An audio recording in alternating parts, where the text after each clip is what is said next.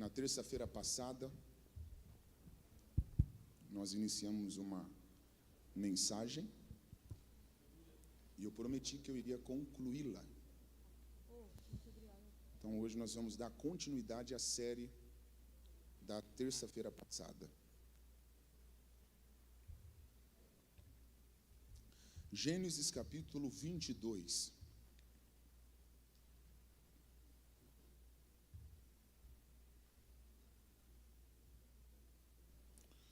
O relógio está desligado ali, Sabrina, o digital, não sei se está desligado mesmo. Ah, então é bom que eu não preciso ter hora, né? Brincadeira.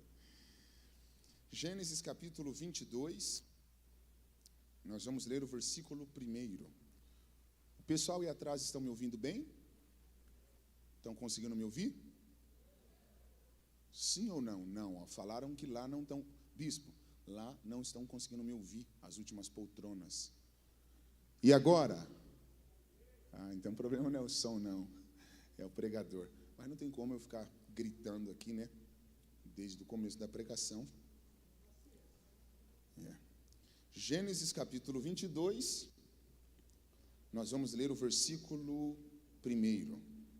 Está assim a palavra de Deus. Depois dessas coisas, Deus colocou Abraão à prova e lhe disse: Abraão, e este lhe respondeu: eis-me aqui. E acrescentou Deus: toma teu filho, teu único filho Isaque, a quem amas, e vai-te até a terra de Moriá. Oferece-o ali em holocausto, sobre um dos montes que eu te mostrarei. E levantou-se Abraão de madrugada, e tendo preparado o seu jumento, tomou consigo 2 dos seus servos, Isaque, o seu filho. Rachou a lenha para o holocausto, e foi para o lugar que Deus havia lhe indicado. E ao terceiro dia, erguendo Abraão os olhos, viu o lugar de longe. Ele já estava chegando exatamente no local que Deus havia lhe orientado. Então disse a seus servos: esperai aqui com o jumento. Eu e o rapaz, que no caso era o filho dele, iremos até lá, e havendo adorado, voltaremos para junto de vós. Aqui tem um segredo, viu, gente? Eu vou ler novamente o versículo 5, porque aqui tem um segredo. Então disse, Abraão está falando com os 2 servos que ele levou na viagem: esperam aqui com o jumento. Eu e o meu filho iremos até lá, subiremos, e havendo adorado, retornaremos para junto de vós. Tomou Abraão a lenha do holocausto e colocou sobre Isaque, seu filho. Ele, porém, levava nas mãos o fogo e o cutelo, e assim caminhavam ambos juntos. Quando Isaque lhe perguntou: meu pai?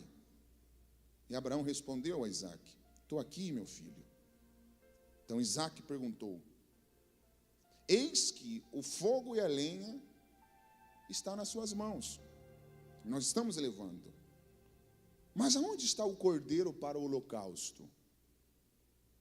Respondeu Abraão: Deus proverá para si, meu filho, o cordeiro para o holocausto.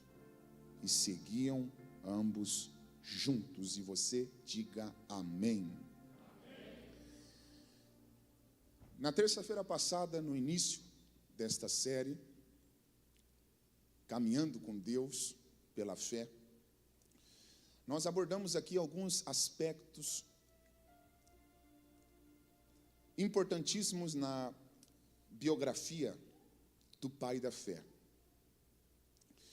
Falamos como foi o chamado de Deus na vida de Abraão, quando na verdade ele nem era chamado de Abraão. O nome dele lá no capítulo 12 só tinha um A.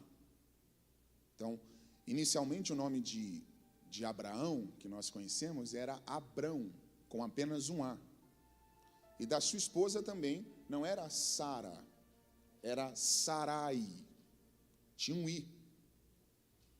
Depois, no capítulo 17, que Deus mudou, trocou o nome de ambos. Eu já quero aproveitar isso aqui para entregar uma palavra profética. E se você conseguir pegar, você glorifica a Deus. Se você não pegar, não precisa fazer nada. Por que Deus sentiu necessidade de trocar o nome desse casal? Por que Deus, imagina, tanta coisa para Deus fazer, apóstolo Daniel, tanta coisa para Deus fazer. No caso, existiam muitas coisas que Deus ainda tinha desejo de fazer na vida, tanto de Abraão como de Sara. Deus sentiu necessidade de trocar o nome dos dois, Karina.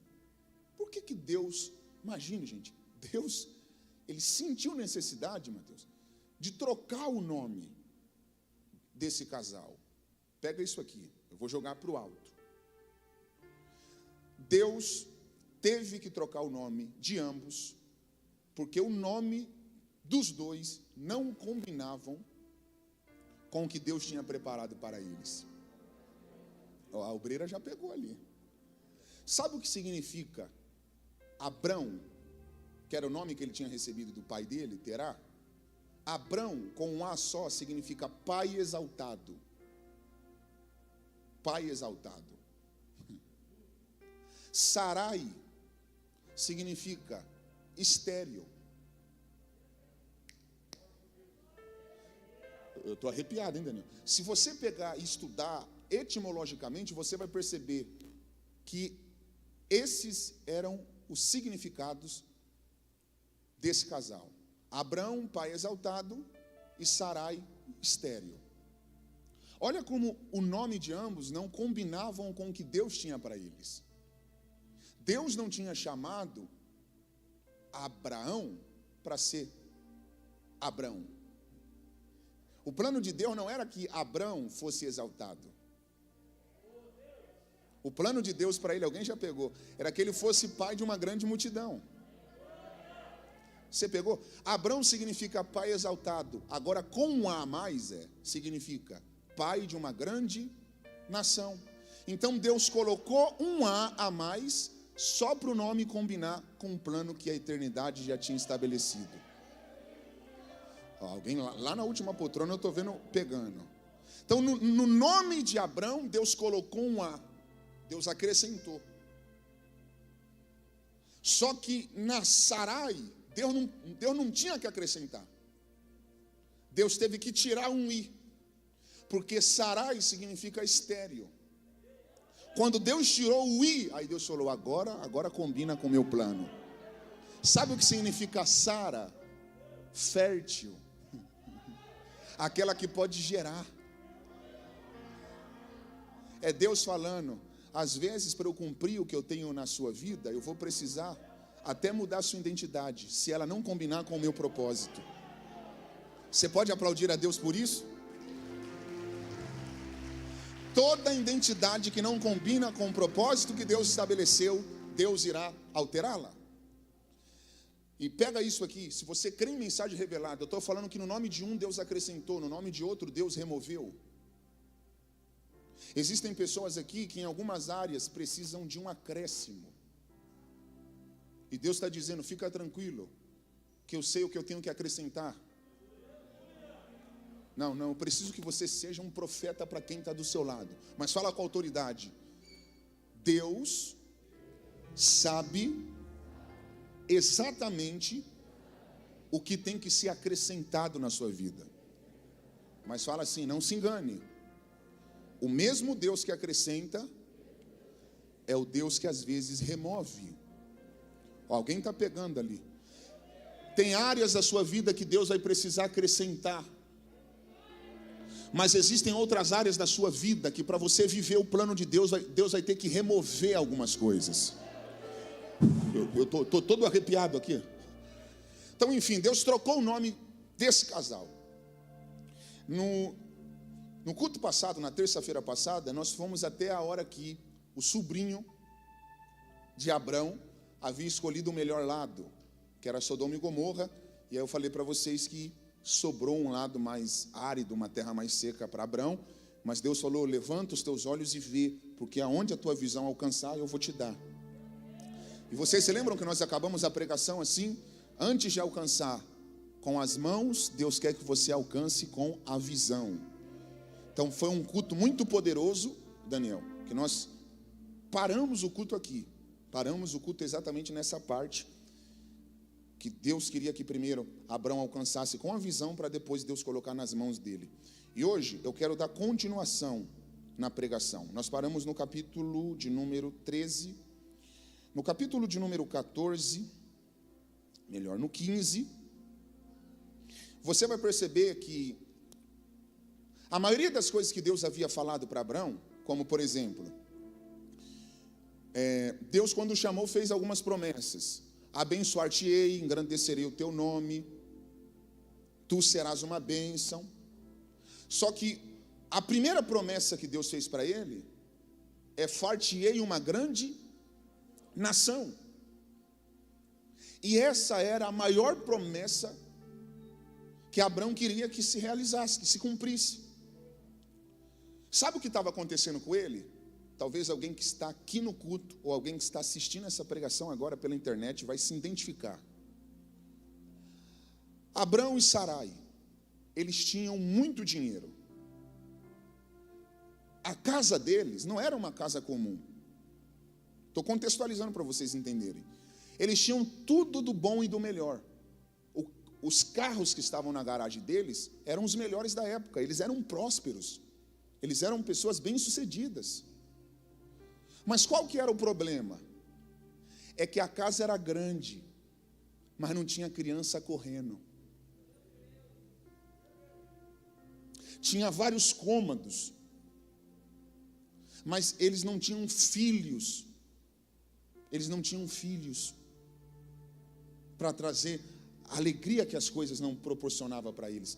E falando disso, de pessoas estéreis, de pessoas que não têm capacidade humana para gerar, eu sei que é algo muito difícil, porque eu já conheci muitas pessoas nas minhas viagens que chegam para mim e falam: pastor, por favor, ora por mim, porque o meu maior sonho é ser mãe.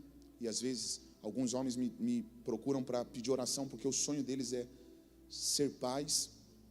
E é uma coisa muito difícil, uma coisa, quando você vê uma pessoa chorando porque quer ter essa bênção, quebra o seu coração. Eu já vi esposa, apóstolo, esposa de pastores presidentes, falando: pastor Raik, por favor, ora por mim. Deus fez tanta coisa na nossa vida.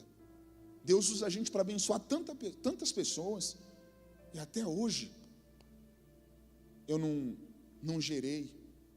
Até hoje, eu não realizei esse sonho. E eu quero aproveitar essa parte da mensagem, eu sinto no meu espírito para aproveitar isso, para liberar uma palavra de fertilização, uma palavra de vida.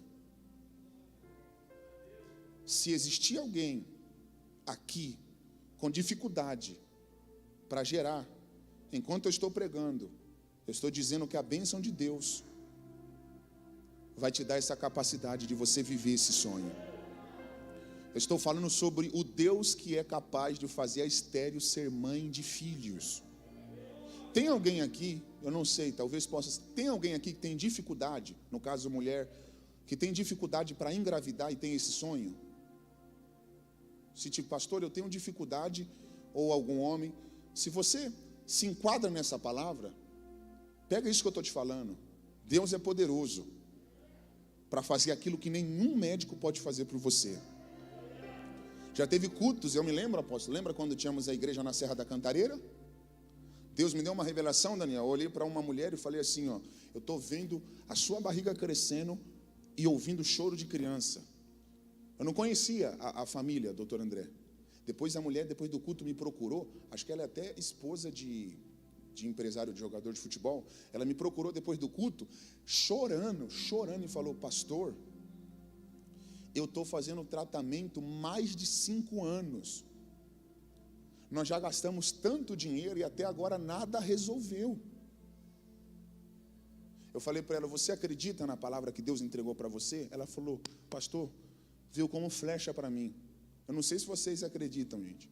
Não deu 3 meses. Ela estava com a barriga já grande, acho que grávida de uns 2 meses. Acho que em menos 1 mês da liberação da palavra profética, Deus abriu a madre dela. E ela trouxe até o bebê aqui, eu me lembro que trouxe até o bebê. Tem uma das minhas pregações, muito antiga aqui, há uns 5, não sei quantos anos atrás, nós apresentamos a criança. Então, se você pode, eu gostaria que você aproveitasse esse momento para aplaudir ao Senhor por esse milagre, porque Ele é poderoso. Deus é poderoso para fazer isso. Olha como estava o dilema desse casal. Olha como estava o dilema desse casal. No capítulo de número 15, versículo de número 2, olha o que diz o texto. Abrão disse para Deus: que me haverás de dar, se continuo sem filhos, e o herdeiro da minha casa é o Damasceno Eliezer? Olha o que ele está falando. Deus, eu tenho tudo, tenho dinheiro, tenho gado, tenho rebanho, estou próspero. Só que quem vai continuar a minha história? O meu empregado está como herdeiro de tudo. O testamento está no nome de um funcionário, porque eu não tenho filhos. Ele estava, gente, Abraão aqui, no capítulo 15, ele estava arrebentado, quebrado. Tanto é que no versículo 5, Deus tem necessidade de levar ele para fora. Versículo 5 do capítulo 15. Então conduziu até fora e disse: olha para os céus e conta as estrelas, se é que podes contar. Deus viu que Abraão estava duvidando aqui. Então Deus leva ele para fora e manda ele contar as estrelas, porque Deus não queria ver um homem com promessa de cabeça baixa. Alguém falou aleluia. Você já viu alguém contando estrela de cabeça baixa? Não, você não pegou.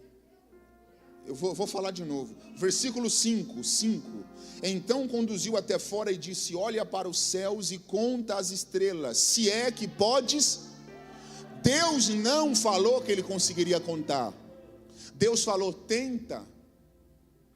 Deus já sabia que ele não iria conseguir contar. Aí a pergunta que eu me fiz quando eu lia pela primeira vez esse texto foi essa: se Deus já sabia que Abraão não iria conseguir contar o número exato de estrelas que estava no céu, para que Deus mandou ele contar a estrela? Fica igual um bobão lá, né? Imagine o cara, maior tempão lá assim: 1, 2, 3, 4, 5, 6, 7, 8, 9, 10, 11.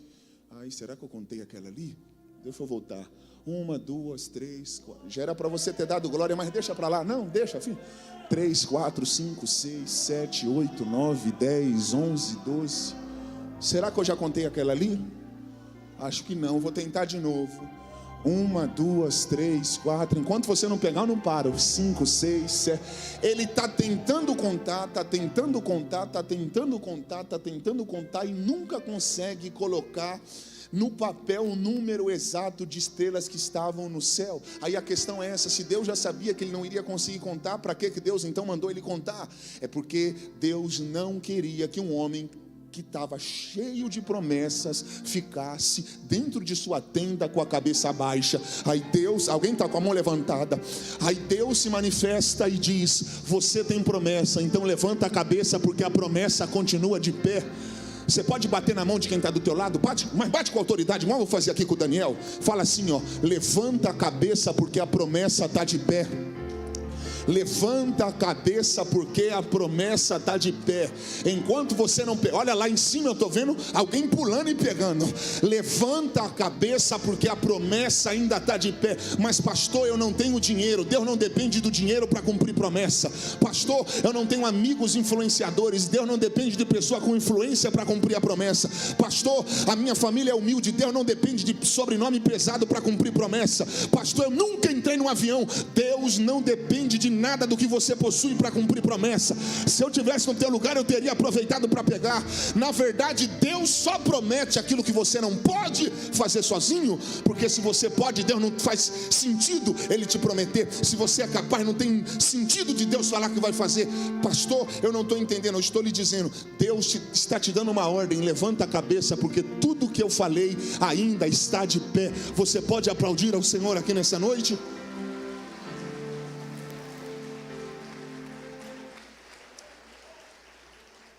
Então Deus está falando para ele: levanta a cabeça e tenta contar A vida, cadê a vida da Bahia? Ela está aqui? Ah, está ali, vida, prazer em revê-la. Pensa numa mulher de Deus cheia do Espírito Santo. Vida, olha isso aqui.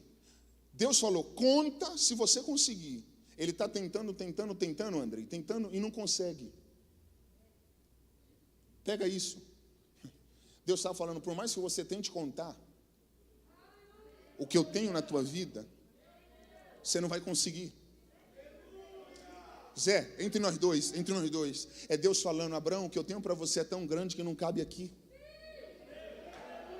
Não. Eu vou repetir, tenta pegar. Isso aqui não tem no Google. Desceu agora, tenta pegar. É Deus falando, o que eu tenho para você, Mateus, olha isso. O que eu tenho na tua história é tão grande que você não vai conseguir contabilizar.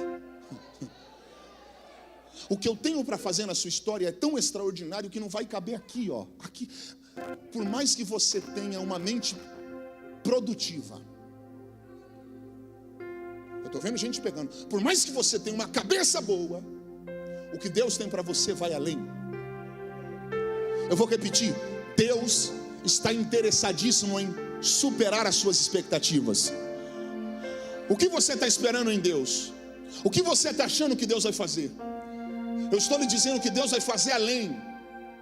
E a Bíblia confirma isso, porque Ele é poderoso para fazer mais, muito mais. Não, você não pegou. Por isso que Ele faz questão de escrever e dizer abundantemente mais. Já não cabe mais na sua cabeça. Poderoso para fazer infinitamente mais de tudo aquilo que pedimos ou pensamos, segundo o poder que opera em nós. Você pode aplaudir uma vez ao Senhor?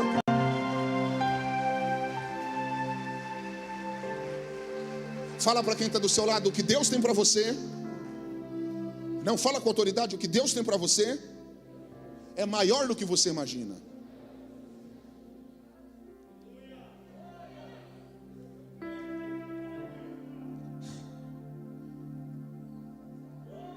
Deus está animando,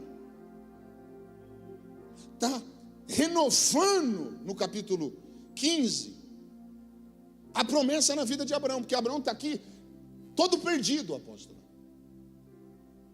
Aí agora olha o que vai acontecer no capítulo 16. Daniel, vem cá.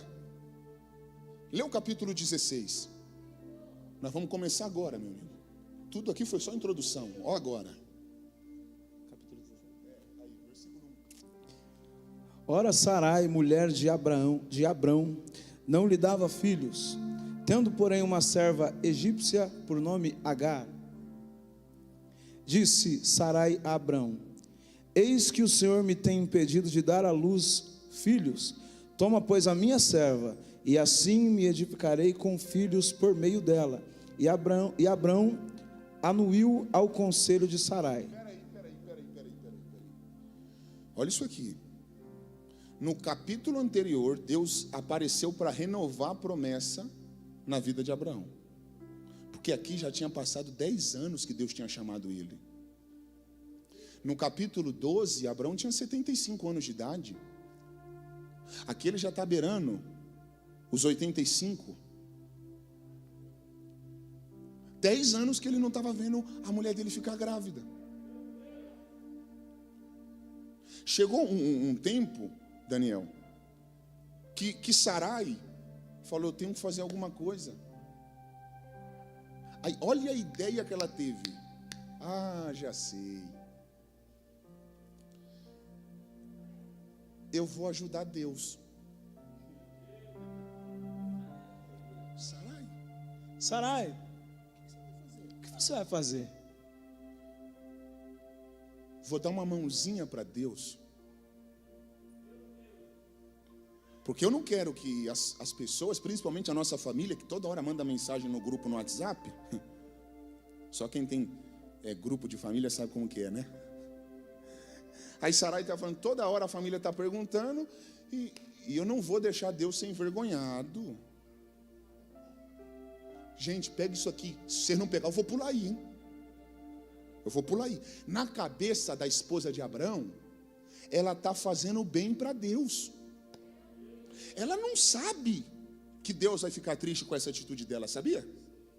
Porque a intenção dela não era ruim, gente.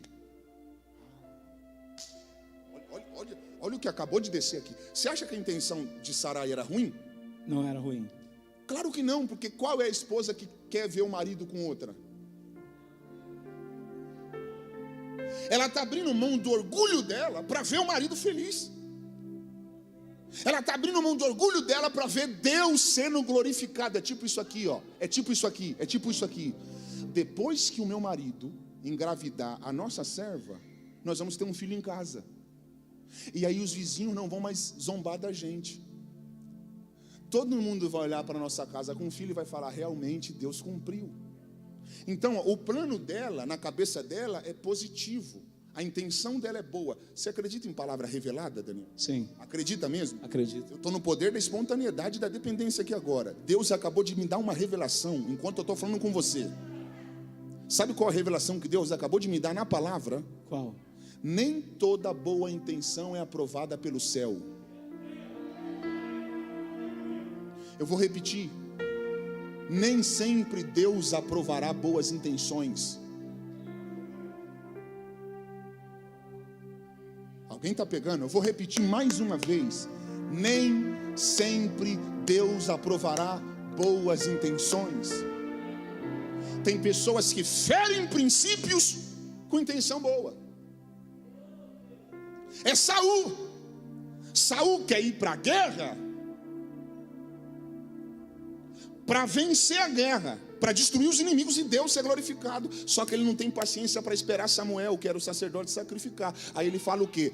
Eu vou sacrificar, não tem problema, porque a minha intenção é boa. Eu só quero ver o povo de Deus vencendo e Deus sendo glorificado. Aí ele sacrifica, vem Samuel e fala, você acabou de fazer uma loucura, mas minha intenção era boa. Deus nem sempre aprova boas intenções. Você feriu um princípio com uma boa intenção.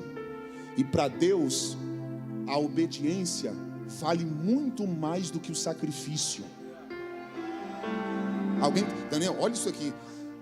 A intenção de Sarai era boa. Boa. O que ela ofereceu para o velho? Ela ofereceu a serva dela. O velho falou, é hoje. A mulher está falando, deita com a nossa empregada. Preste atenção nisso aqui. Eu estou brincando, mas é algo muito sério. O maior erro desse casal está aqui nesse capítulo. Sarai tentou ajudar Deus, mas se esqueceu que Deus não precisa de ajuda humana. Eu vou repetir. Deus não precisa da tua ajuda para fazer o que Ele tem para fazer na sua vida. Eu preciso que você diga para 3 pessoas. Eu estou falando 3 porque você vai ter que olhar para trás ou para frente. Para no mínimo 3 pessoas. Fale assim, ó. Deus não precisa da sua ajuda.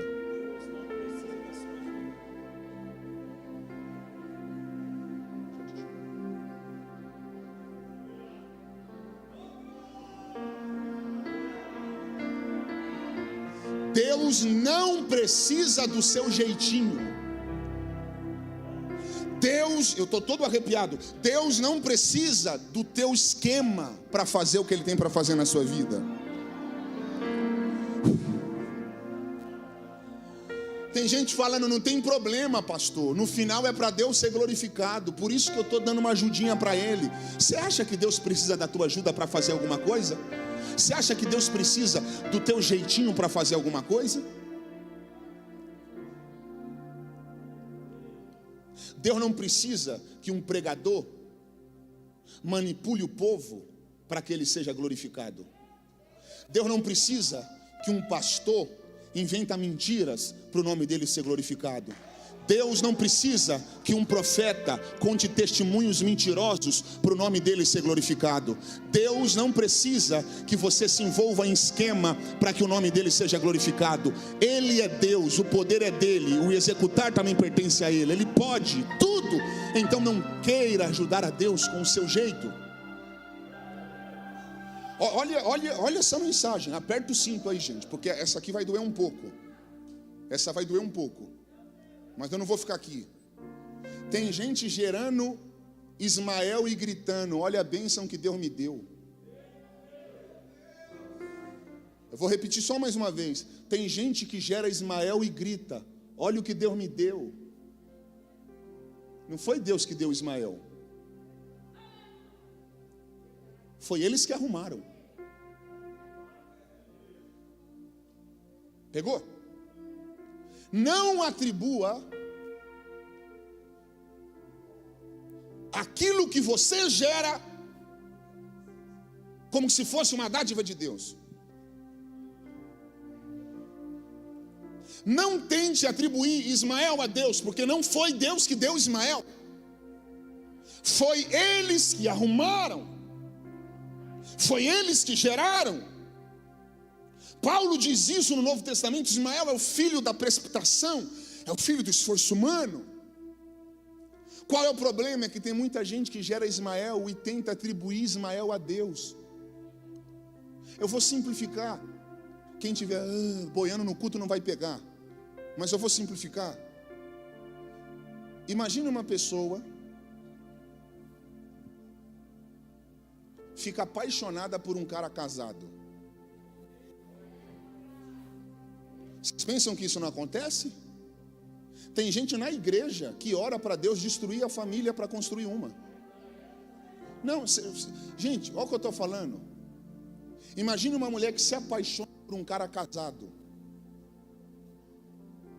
Ela está tão alucinada que ela chega para o pastor e fala: pastor, ora por mim. E às vezes a gente não sabe. Mas por que você quer oração?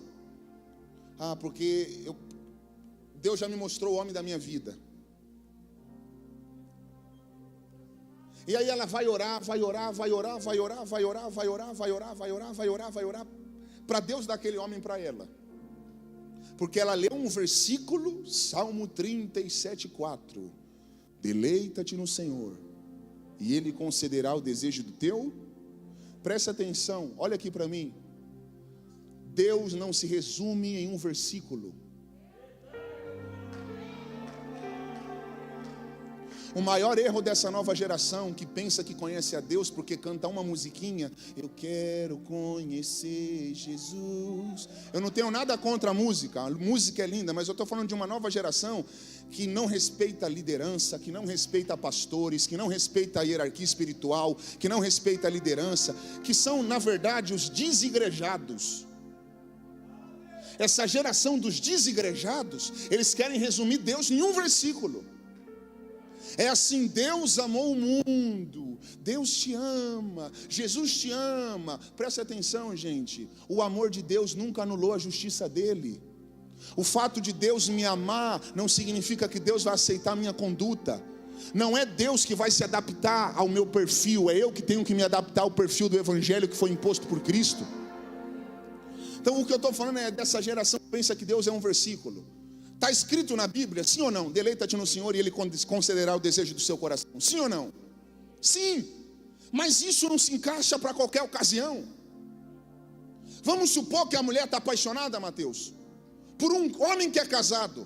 Vocês acham que Deus vai destruir aquele casamento só para dar aquela mulher para aquele homem, ou aquele homem para aquela mulher? Sim ou não?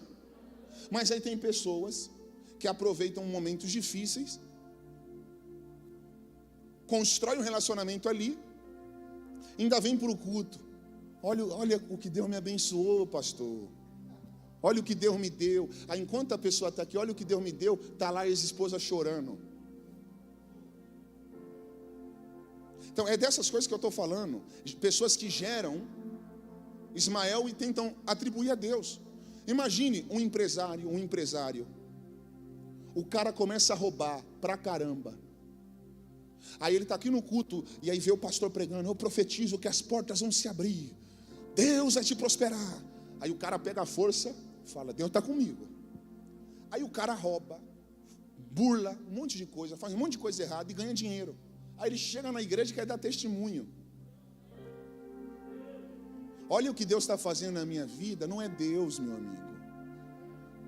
Se você se envolveu com coisa errada, pode ter certeza que Deus não está com você nessa. Deus não está envolvido na geração. Deus não se envolveu ali. Quem está arrumando esse filho é os casal. Vocês estão entendendo o que eu estou falando? Então você precisa saber distinguir o que realmente Deus te deu e o que você conseguiu. O erro deles aqui foram ajudar Deus, tentar ajudar Deus. Deus não precisa da ajuda.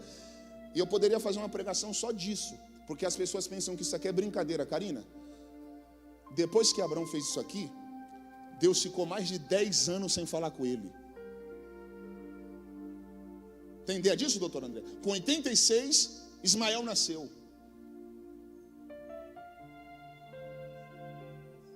Deus só vai voltar a se relacionar depois de 10 anos. Mais de 10 anos. Imagine um homem que ouvia a voz de Deus. Imagine um homem que toda hora, Deus desceu na tenda, Zé, para tirar o cara de dentro da tenda. A relação de Abraão com Deus era assim, ó.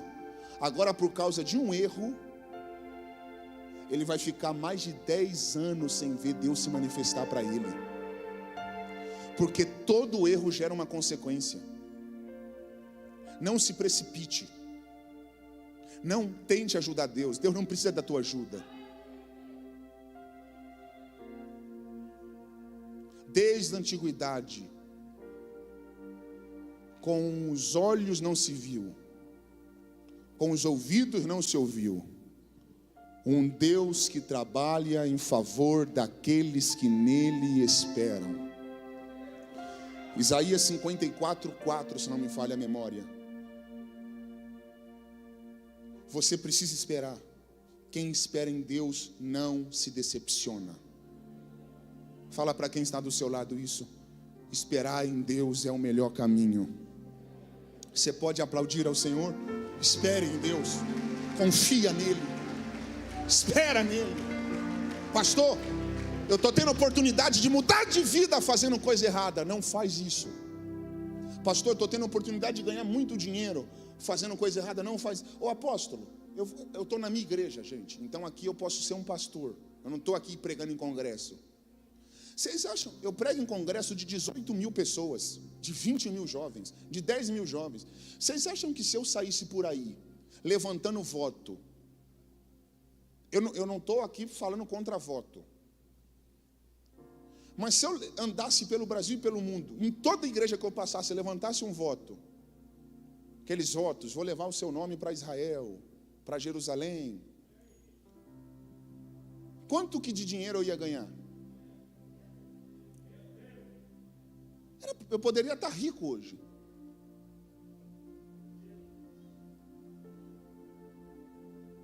E algumas pessoas falam, pastor Raí, por que o senhor não faz esse tipo de coisa?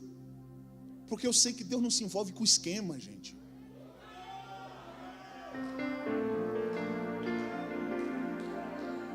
Deus não se envolve com manipulação. A igreja brasileira precisa quebrar os altares manipuladores. A igreja brasileira precisa desligar o automático. Deus não se envolve com nada. Deus não compactua com coisas erradas. Eu prefiro viver uma vida simples, tendo certeza de que Deus está se agradando, do que ter uma vida luxuosa, sabendo que Deus não está feliz comigo. Então é melhor ter uma vida humilde, cheia da presença de Deus, do que ser rico, envolvido com um monte de coisa errada. Você pode aplaudir mais uma vez ao Senhor?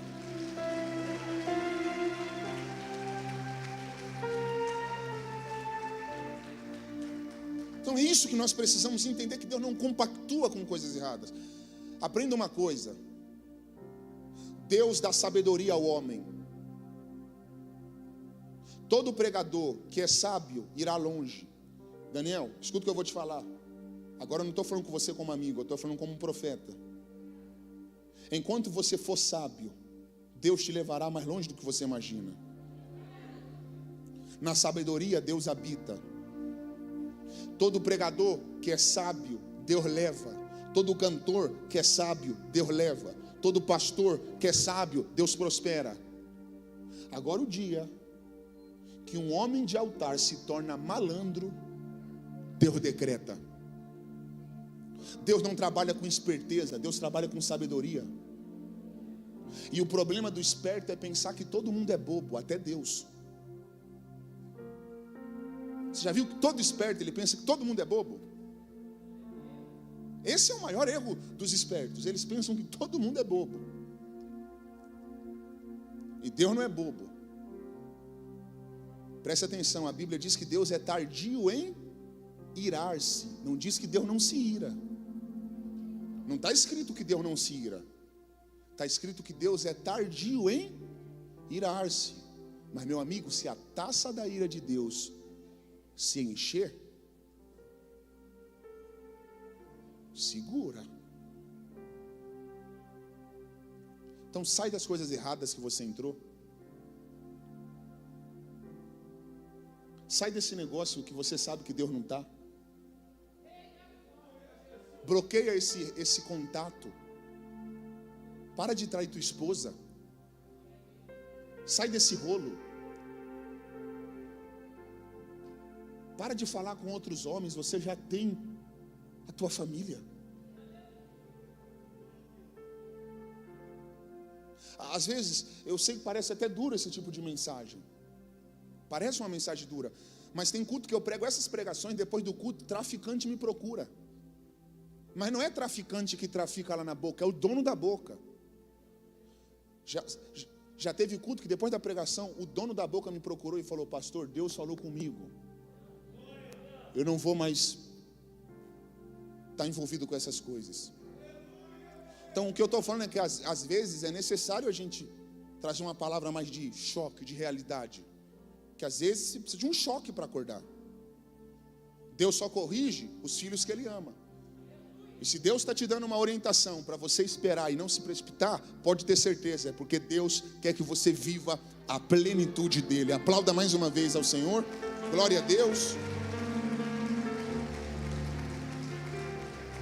Enfim, eles erraram, vacilaram, mas a promessa de Deus ainda estava sobre a vida desse casal. Deus abriu a madre de Sara. E alguém falou glória a Deus. Karina, se ele não pegar, acabou. Isso aqui não é para quem está boiando no culto, gente. Quando Deus fez a promessa, você vai ver que ela era estéril. Só que quando Deus fez Sara ficar grávida, além dela estar estéril, a Bíblia diz que ela já tinha cessado o costume das mulheres.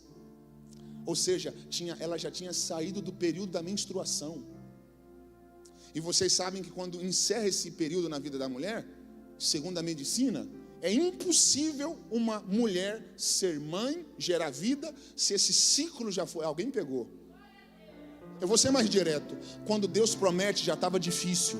Os anos foram se passando, aquilo que era difícil ficou impossível. Aí Deus está dizendo: quanto mais difícil fica para vocês, mais eu tenho oportunidade de manifestar o meu poder e o meu nome ser glorificado.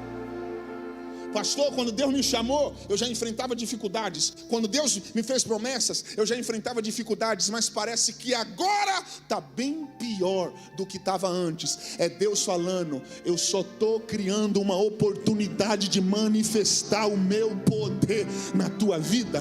Aleluia, levanta a mão que eu tenho uma palavra para você. Levanta a mão, levanta a mão.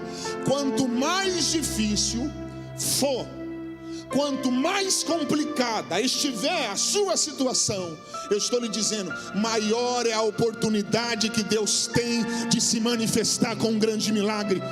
Dá um grito de glória para Deus se você pode.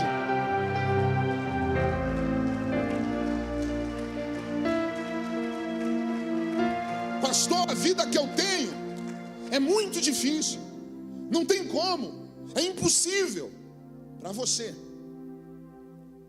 E olha que interessante, em um diálogo que o anjo teve com Sara, a pergunta foi essa: haveria alguma coisa difícil ao Senhor? Olha a pergunta que o anjo faz para a esposa de Abraão quando ela deu risada: tem alguma coisa difícil para Deus? Hã? Na verdade, gente, não existe nem fácil para Deus. Não, você não pegou, eu vou repetir. Não existe nada fácil para Deus. Pega isso aqui não tem no Google. Porque eu só vou encontrar facilidade se eu entender o que é dificuldade.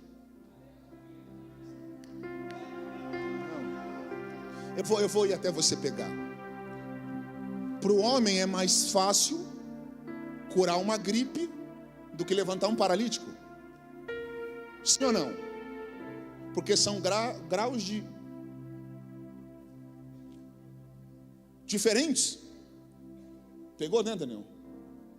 Mas para Deus não existe, alguém está pegando. Para Deus não existe grau de dificuldade. Deus, doutor, só entrando. Deus, ele não tem um parâmetro de falar, esse problema aqui é complicado. Eu vou para isso, que esse aqui é mais fácil. Esse quadro aqui. Para Deus não existe isso, gente. Estou vendo o jovem com a mão levantada. Deus não sabe o que é grau de dificuldade. Karina, se para Deus não existe nada difícil, também não existe nada fácil. Tudo para ele é a mesma coisa, você não pegou. Para o homem é mais fácil curar uma febre dando dipirona do que levantar um paralítico. Para Deus, a mesma coisa que curar uma febre é levantar um paralítico, porque Ele é Deus, o poder é dele, o poder dele transcende o natural. Você pode glorificar a Ele? Eu estou lhe dizendo, não importa qual seja a intensidade do seu problema, o que importa é que Deus pode manifestar um grande milagre. Glória a Deus, aplaudam a Ele, aleluia.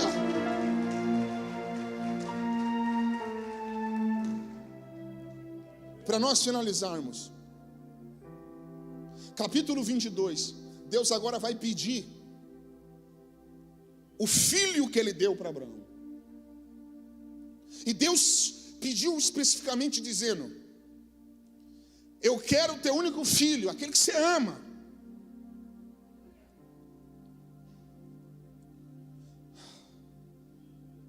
E você vai ver, no versículo 3, depois que Deus pede, levantou-se, pois, Abraão de madrugada, tendo preparado o jumento, tomou consigo 2 servos, Isaque seu filho, rachou a lenha para o holocausto e foi para o lugar que Deus lhe havia indicado. Preste atenção, não, acho que você não pegou, eu vou repetir.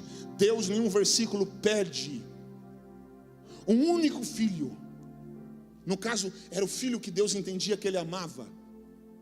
Deus pediu como oferta. Deus falou, quero que você sacrifique para mim. No outro versículo, Abraão levanta. Ele não duvida. Ele não tenta fugir. Ele levanta e obedece. Agora você está entendendo o porquê Deus deu Isaque para Abraão? Pega isso. Porque Deus nunca me dará algo que eu não tenha coragem de devolver para Ele. Repitam isso comigo. Deus, mais forte, Deus nunca me dará algo que eu não tenho coragem de devolver para Ele. Agora você vai compreender o porquê Deus deu Isaque para esse homem chamado Abraão. Porque Deus sabia, o dia que eu pedir, Ele vai me devolver. Sabe o que significa Isaque, apóstolo? A minha pregação, ela estava basicamente aqui, mas eu já finalizo. Eu estou achando muito tremendo porque tem pessoas entendendo. Olha a conexão que essas pessoas estão. Sabe o que significa Abraão? Isaque, Karina. Isaque, o filho que Deus deu para Abraão. Riso, baixista. Riso. Deus então estava pedindo o riso de Abraão. Vocês têm ideia disso, Daniel? Deus pediu o riso de Abraão. Vem cá, fala para eles. Deus pediu a alegria de Abraão, aquilo que movia o coração dele, aquilo que deixava ele feliz, aquilo que quando ele acordava todos os dias, ele sabia que estaria ali. Deus pediu isso. Você teria coragem de entregar isso para Ele? Você teria coragem de entregar a sua alegria, a sua felicidade para Ele, aquilo que te move? Você teria coragem de entregar aquilo que te faz acordar todos os dias sabendo que está ali, sabendo que está guardado, que está protegido? Você teria coragem de entregar aquilo que para você nas suas mãos está guardado, está protegido? E Deus diz, eu quero aquilo que para você é o maior, eu quero aquilo que para você é o mais importante, eu quero aquilo que para você é mais especial. E aí, você tem coragem de me entregar isso? Você está conectado. Você está conectado. Sabe qual é a pregação de hoje? Qual? O sorriso que Deus me deu não pode ser maior do que o altar. Sabe qual é o problema de muitas pessoas? É que elas pegam o sorriso que Deus deu para elas e fogem. Todo sorriso que te tira do altar, todo sorriso que te tira do altar é choro. todo sucesso que te afasta de Deus será o teu maior fracasso. Deus deu Isaac para algumas pessoas aqui. Deus deu sorriso para algumas pessoas aqui. Eu não estou falando só de dinheiro não, gente. Eu estou falando de coisa que o dinheiro não compra. Deus deu bênçãos para pessoas aqui. O problema é que existem algumas pessoas que estão aqui ouvindo essa palavra e na internet, que não estão sabendo lidar com a bênção que Deus deu. Todo sorriso que te tira do altar se torna um problema. Você pode falar para quem está do seu lado: não permita que nenhum sorriso te tire do altar. Olha aqui para mim. Não deixe que nenhuma Glória. Não deixe que nenhuma vitória te tire da igreja. Alguém está com a mão levantada aqui? Não permita que nenhuma vitória te arranque do altar. Enquanto você não pegar, eu não vou parar. Não permita que nenhuma realização se torne mais importante do que Deus na sua vida. Não permita que nenhum salário, cargo na empresa, que nenhuma promoção na vida se torne mais importante, tem profeta de pé, do que a alegria e o prazer de estar no altar de Deus. Aleluia.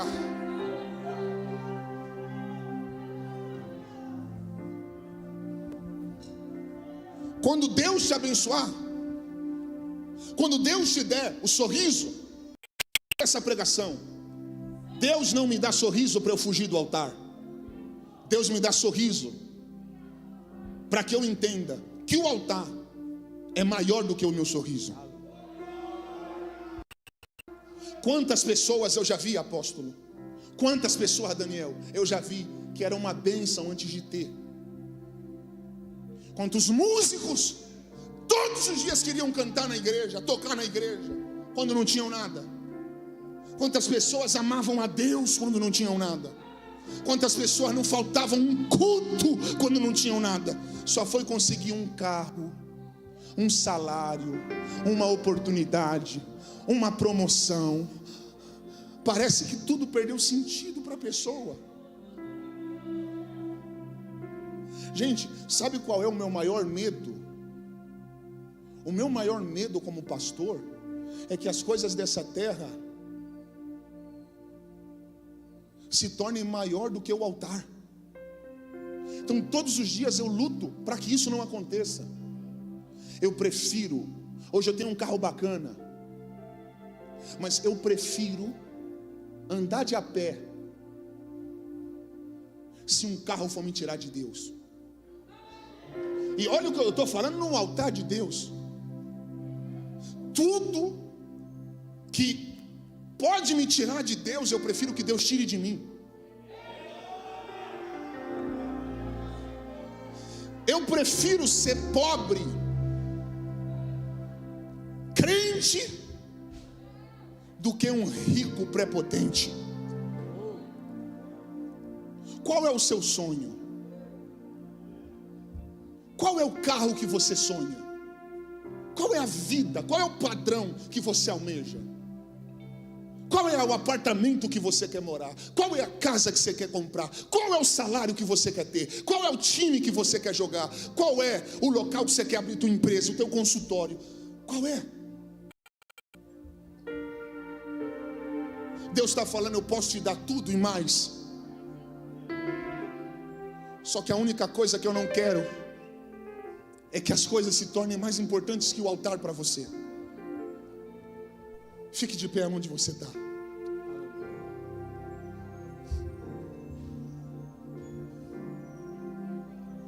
Nós sempre ouvimos pregações Nós sempre ouvimos pregações assim, que é difícil cantar sem ter nada.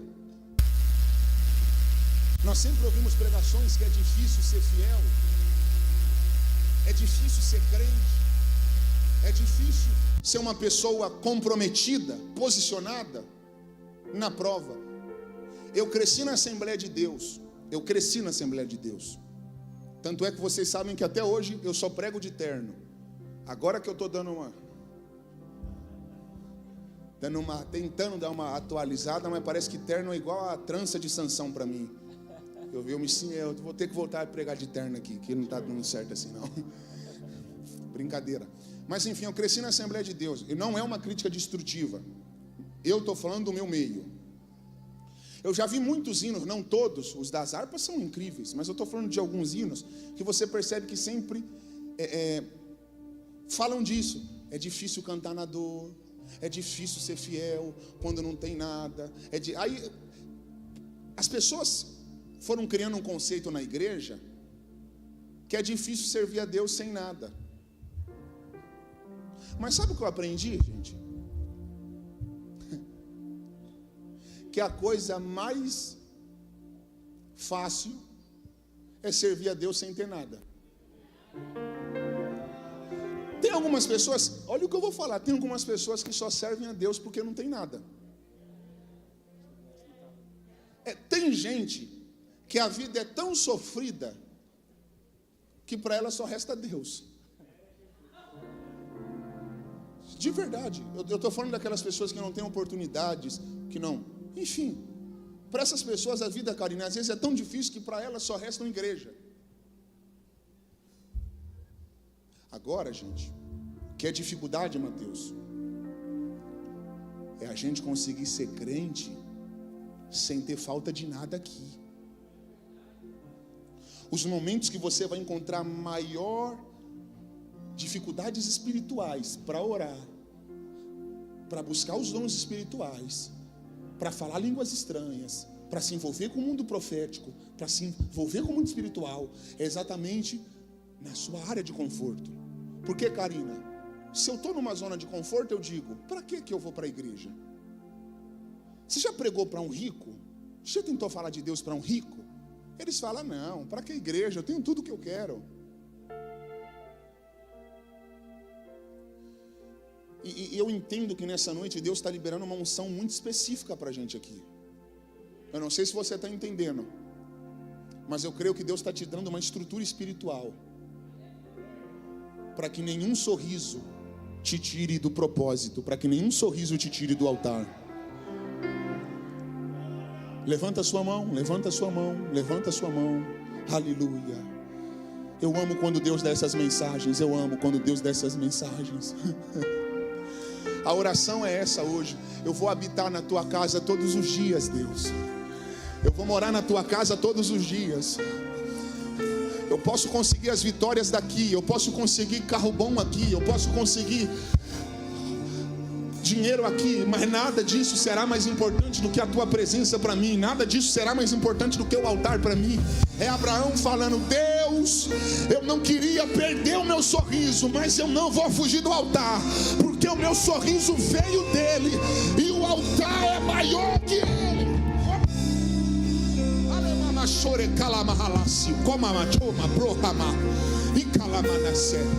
Aleluia, aleluia. Com a mão erguida, com a mão erguida, repitam comigo, o altar é maior que o meu sorriso.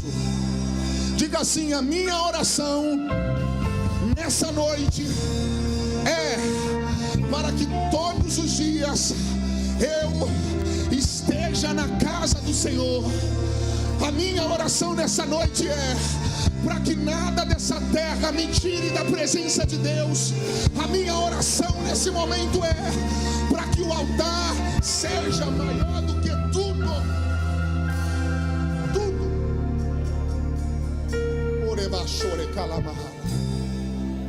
Eu estou sentindo a presença de Deus aqui. Aleluia, eu estou sentindo a presença de Deus aqui. É muito lindo, não é?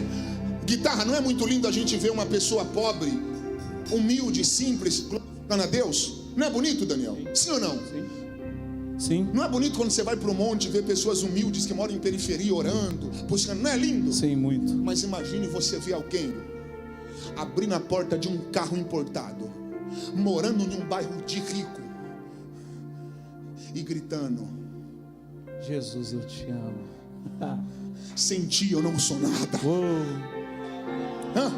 Imagine você ver uma pessoa indo para o Terraço Itália, para Coco Bambu, para Ventaragano, aonde as pessoas cheias de etiqueta, cheio de narizinho empinado, aí chega alguém lá, cheio de dinheiro, mas também cheio da presença de Deus. E na hora que o garçom chega com a comida, a pessoa diz: o altar é maior do que o meu sorriso. Ninguém aqui orou, mas eu vou agradecer pelo pão que foi colocado aqui na mesa. Senhor, eu te dou graças, eu te dou graças. É isso que eu estou falando. Quando você vê, a maioria dos jovens que você vê dirigindo BMW, Mercedes, Porsche, Velar, eles escutam o quê? Funk, pancadão, eu sou o cara, eu pego todas. Agora imagine você ver um jovem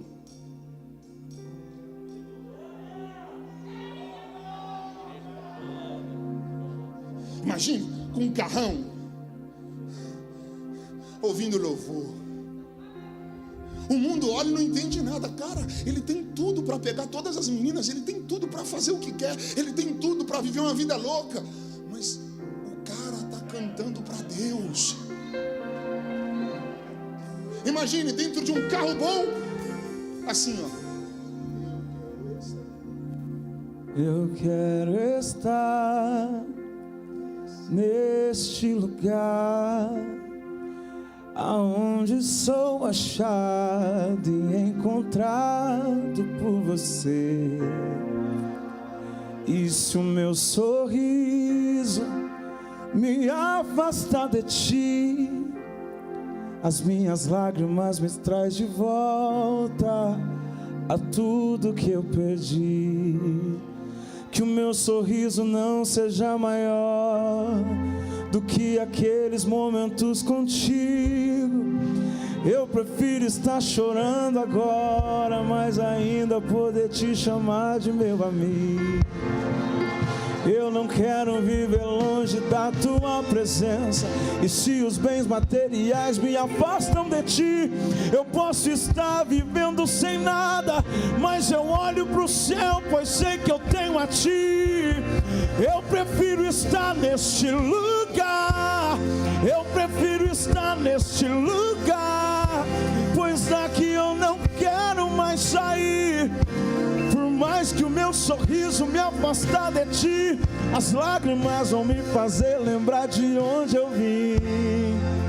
E eu vim do teu altar, e eu vim do teu altar, e eu vim do teu altar.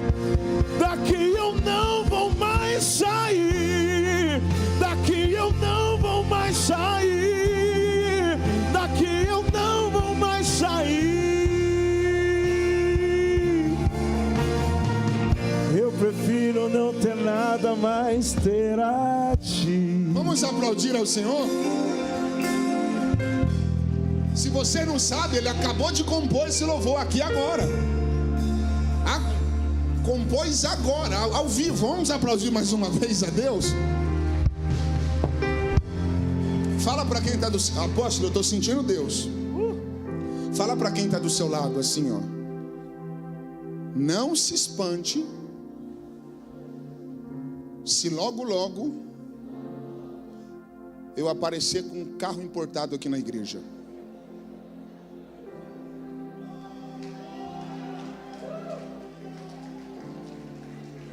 Alguém está pegando? Não, eu não sei se você crê em palavra profética, mas vocês viram que 2 jovens veio aqui na terça passada orar, pedir oração porque Deus abençoou.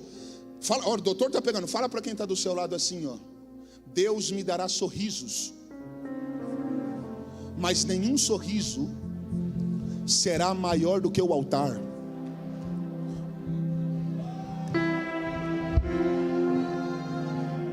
O que eu estou falando, Daniel, é que eu acredito que pessoas podem aparecer aqui logo logo dirigindo os melhores carros, mas neles estarão tocando louvores. Fala para quem está do seu lado: não se espante Se você ficar sabendo que eu consegui comprar uma casa luxuosa, fala assim, ó, lá na minha casa vai ter culto de ação de graça, vai ter louvores. Não, ele não ouviu. Fala com autoridade para quem está do seu lado. Não se espante se um dia você ficar sabendo que eu ganhei muito dinheiro. Eu posso ficar rico, mas do altar eu não saio nunca mais. Do altar eu não saio nunca mais. Dê mais um lindo aplauso ao Senhor, se você pode. Mais forte, mais forte. Eu não vou sair daqui. Eu não vou sair daqui. Eu prefiro estar neste lugar, aonde eu sei que o Senhor está. Eu não vou sair daqui. Eu não vou sair daqui. Eu prefiro estar neste lugar, onde eu sei que tua presença está. Eu não vou sair daqui. Eu não vou sair daqui. Eu prefiro estar neste lugar, onde eu sei que o Senhor está. Eu não vou sair daqui. Diga, eu não vou sair daqui. Eu prefiro estar neste lugar. Grite alto, onde eu sei que o... Aleluia, glória a Deus, glória a Deus. Que noite maravilhosa. Que noite maravilhosa. Gente, o Daniel cantando isso aqui, e doutor, essa unção, eu estou me lembrando, Mateus, dos meus amigos me perguntando por que eu não uso aqueles tênis de boy. Sabe aqueles Mizunos de 1.000, de 1.200? Eu não sou contra. É legal ver um jovem todo na moda, não é? Eles até me zoam. Aí, por que você anda com essas conguinhas feias de velho? Porque jovem zoa, né? É sério. Vocês não sabem a luta que eu passo. Porque eles imaginam um monte de jovem te zoando. E você cantando isso agora, Daniel. Eu estava aqui, ó, lembrando disso tudo. E sabe por que eu às vezes para jovem sou tido como velho? Porque eu entendo que o altar é maior do que o meu sorriso. Hoje eu tenho condições de comprar muitas coisas que talvez os jovens iam olhar e falar, nossa, mas Deus não me deu sorriso para eu fugir do altar. Eu lembro, Mateus, faz já tempo, eu comprei uma Hornet, na época que a Hornet era motona mesmo. Uma semana em cima dela, os caras me olhando, as meninas me olhando. Eu falei, não, eu não nasci para isso. Não é isso. Peguei a moto, fui, manda embora. E hoje, alguns jovens falam assim, Raí, que você tem tudo para enlouquecer, para zoar, cara. Você pode viajar o mundo zoando. Mas como eu vou fazer isso, gente? Deus me tirou do cemitério, mudou a minha vida, e agora eu vou deixar que essas coisas me tirem dele? O meu lugar é no altar, e até o último dia da minha vida é aqui que eu vou estar, porque eu entendi que o altar é maior do que o sorriso. Você pode aplaudir mais uma vez ao Senhor? Tome o seu assento. Tome o seu assento. Tome o seu assento. Não saia antes da bênção ser liberada. Quem está sentindo Deus aqui nessa noite? Quem está sentindo? Que culto maravilhoso. Olha quantas pessoas sentindo a conexão do céu, apóstolo. Hoje eu vi muitas pessoas vindo ofertar na hora da palavra, sem eu falar nada de oferta. É o mover que Deus está fazendo aqui. Você que ainda não ofertou, agora você tem a oportunidade. Eu não vou ficar aqui falando, porque eu sei que Deus já falou. Esse é o momento que você pode falar, Deus, eu estou dando uma oferta para mostrar que nunca eu quero sair da igreja. Pastor, mas aqui não é minha igreja. Não tem problema. Você não está dando oferta para a igreja, você está dando oferta para Deus. Se Deus falou com você, se você sentiu Deus nessa palavra, aproveite esse momento para ofertar ao Senhor, para honrar ao Senhor. E também, você que quer honrar a Deus com seus dízimos, aproveite esse momento. Pastor, o que é dízimo? Dízimo é a 10ª parte da sua renda. Existem muitas pessoas que não dizimam, apóstolo, porque elas não têm um controle financeiro. Às vezes a pessoa é autônoma, ela não ganha um salário X, sempre muda o valor que ela consegue mensal. E tem pessoas que não têm controle, por isso não dizimam. Faz uma estratégia, começa a dizimar semanalmente. Pega a renda líquida que entra na semana. Por exemplo, entrou R$100.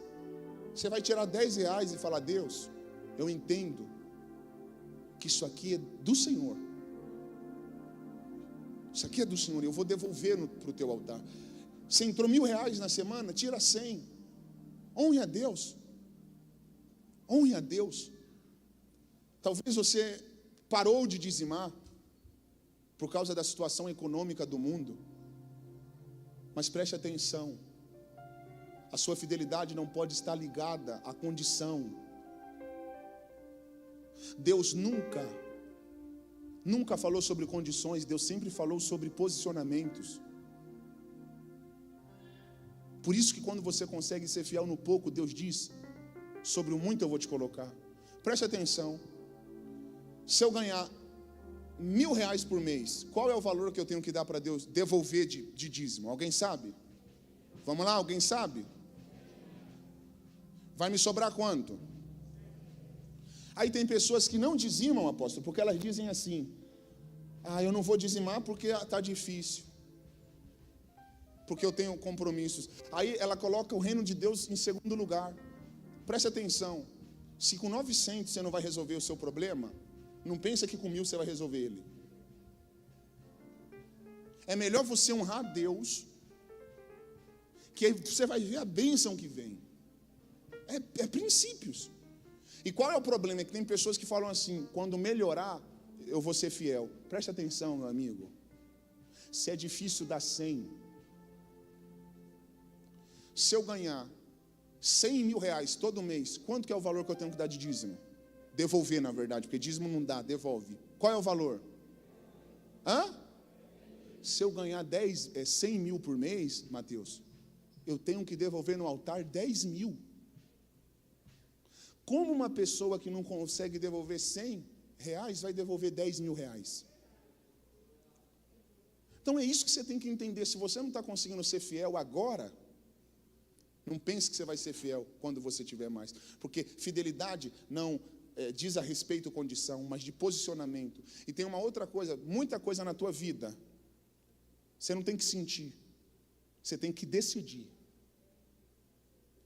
Essa coisa de eu vou esperar o sentir dizimar. Não, esse negócio de sentir não funciona no reino. Eu vou esperar sentir para ofertar, vou esperar sentir para orar. Então você vive por emoções. Deus não trabalha com negócio de sentir. Eu vou sentir, pastor. Eu vejo muito isso. Aí hoje eu não ofertei porque eu não senti.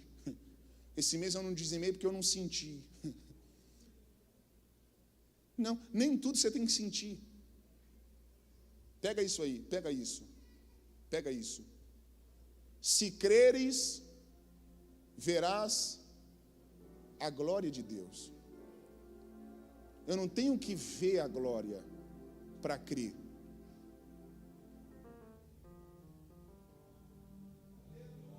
Eu tenho que crer para ver. Eu não tenho que sentir para fazer. Eu tenho que fazer para sentir. Pastor, eu não estou sentindo de orar. Ora, que você vai ver se você não vai sentir Deus. No começo pode até ser difícil, mas o céu vai se abrindo. Então, vocês estão entendendo a palavra que eu estou entregando? Então é questão de decisão. Decisão. Pastor, não senti de limpar a casa hoje. Você não tem que sentir, é decidir. Vou arrumar minha casa, vou lavar a louça, vou pôr a coisa vou trabalhar.